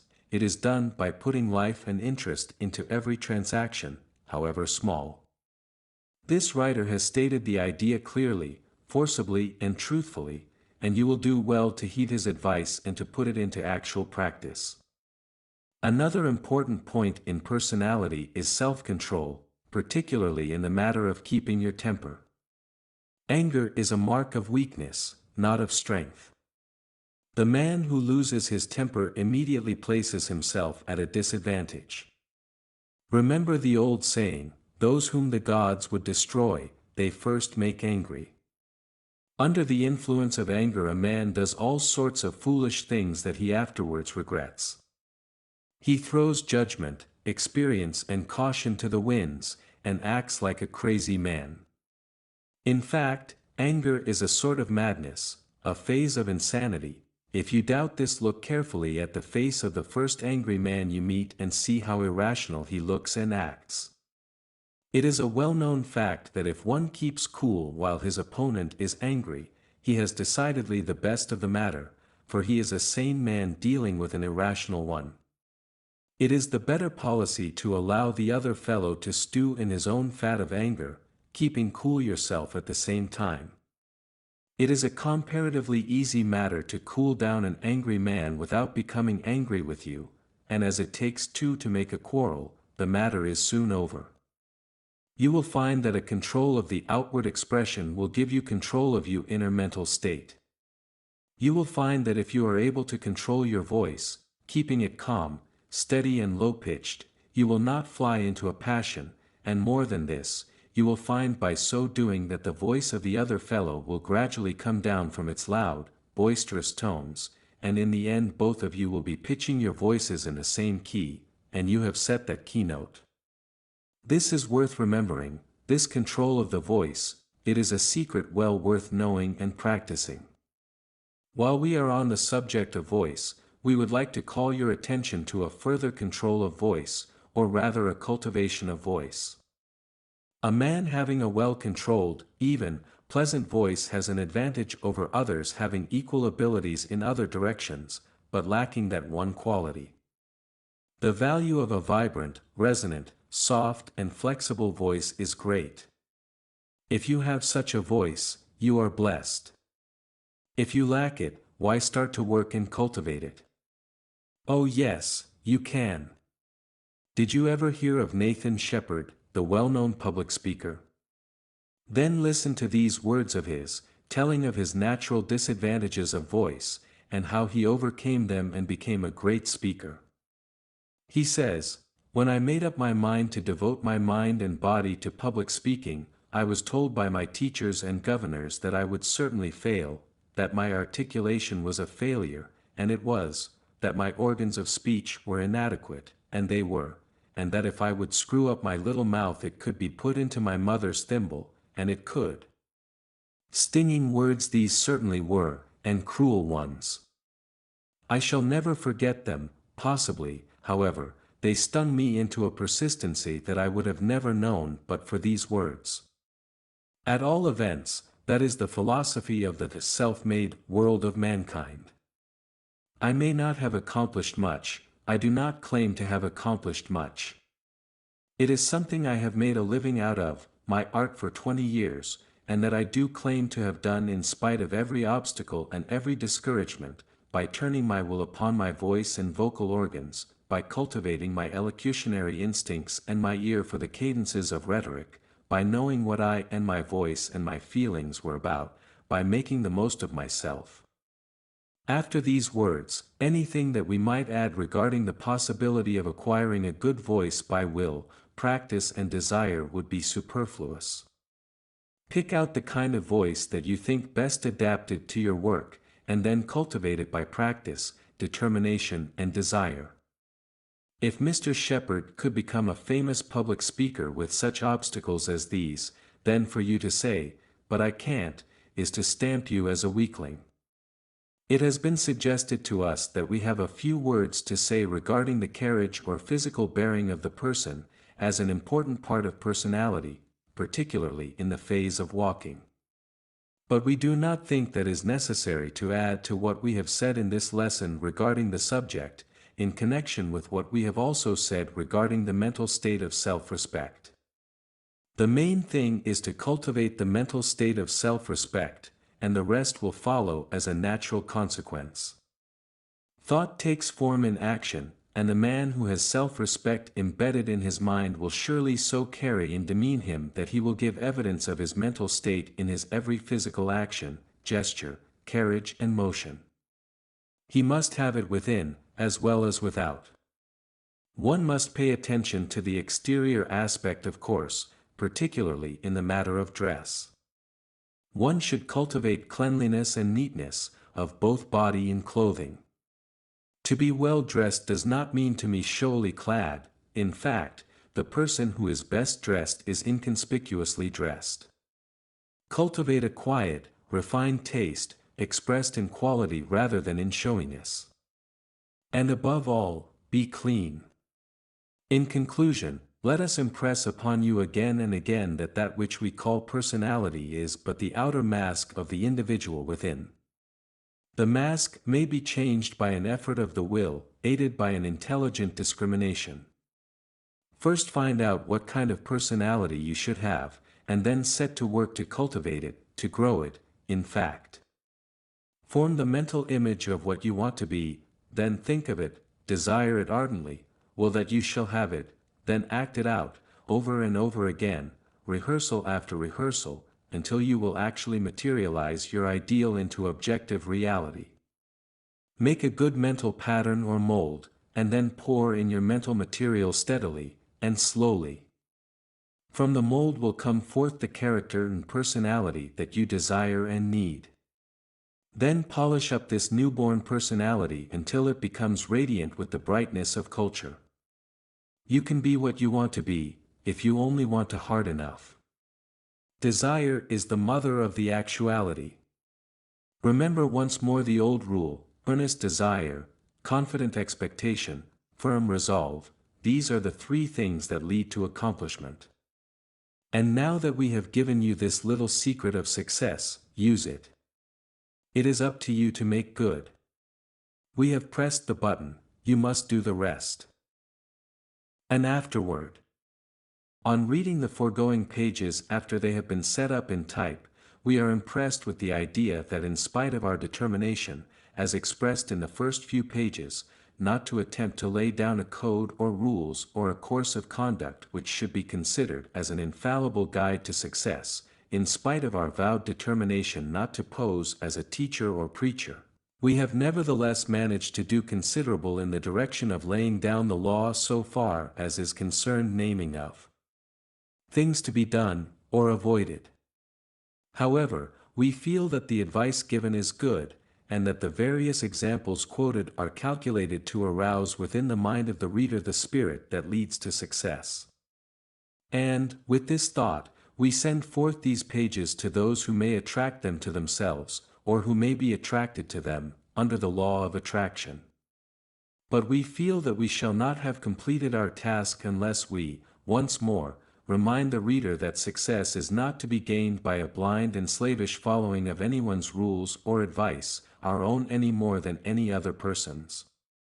There is no royal road to success, no patent process by which the unsuccessful are to be magically transformed into captains of industry or magnates of Wall Street. There is nothing more amusing, or pitiful, according to how one views it, than the bulk of success talk given to the public by self-appointed teachers and preachers. There is no one who can in a few pages point out to seekers after success an infallible method whereby each and everyone may attain the success and attainment that their hearts crave.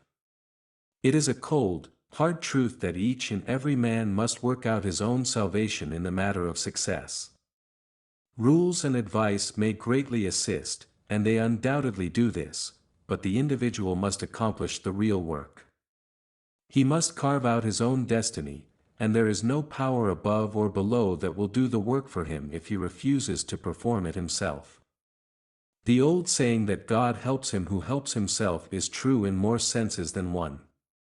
It is true in the sense that the higher aid seems to refuse to come to the assistance of one who is not willing to strike out for him and do his best. But it is true in another sense. This aid does come to one who will throw heart and soul into the task set before him, and who will do each day's work the best he knows how, with hope in his soul, and a confident expectation of better things right ahead, around the turn of the road. The wise man is the one who takes courageously the step right ahead of him, planting his foot firmly and confidently upon it, although he is unable to see further ahead. To such a one step after step is illuminated as he proceeds, and he reaches his goal, whereas the shrinking ones, who have feared to take the obvious step because they could not see beyond it, are still waiting for something to turn up. This waiting business is a poor policy, as Garfield said, don't wait for something to turn up. Go out and turn something up. Take the step before you boldly and hopefully, and the next step will then appear. The thing to do is that which lies right before you to be done, do it the best you know how, feeling assured that in its doing you will be making progress toward the better things for which your heart has been longing. New ideas come while you are in action, in the doing of things comes the inspiration for the doing of greater things. You can always get a better running start when in action, which will give you an advantage over the best standing start imaginable. Get into action. And motion. In this little work we have endeavored to call your attention to something of far greater importance than a mere code of rules and general advice. We have pointed out to you the glorious fact that within each of you there is a something within, which if once aroused would give you a greatly increased power and capacity. And so we have tried to tell you this story of the something within, from different viewpoints, so that you might catch the idea in several ways. We firmly believe that success depends most materially upon a recognition and manifestation of this something within. We think that a study of the character and work of all successful men will show you that differ as they do in personal characteristics, they all manifest that consciousness of that something within them that gives them an assurance of inward power and strength, from which proceeds courage and self-confidence. You will find that the majority of successful men feel that there is a something helping them, back of and behind their efforts. Some have called this thing by the name of luck or destiny, or some such term. But it is all a form of the same recognition of an inward power that they are helped in some way, although they are not quite sure of the nature of the helper. In fact, the majority of them do not stop to speculate upon its nature, they are too busy and are content with the knowledge that it is there. This something within is the individual, the I in each of them, the source of the power which men manifest when they express it. And this little book is written in the hopes that to many it may be the first step toward the recognition, unfoldment and manifestation of this inward power. We earnestly urge upon you to cultivate this I am consciousness, that you may realize the power within you. And then there will come naturally to you the correlated consciousness which expresses itself in the statement, I can and I will, one of the grandest affirmations of power that man can make. This I can and I will consciousness is that expression of the something within, which we trust that you will realize and manifest. We feel that behind all the advice that we can give you, this one thing is the prime factor in the secret of success.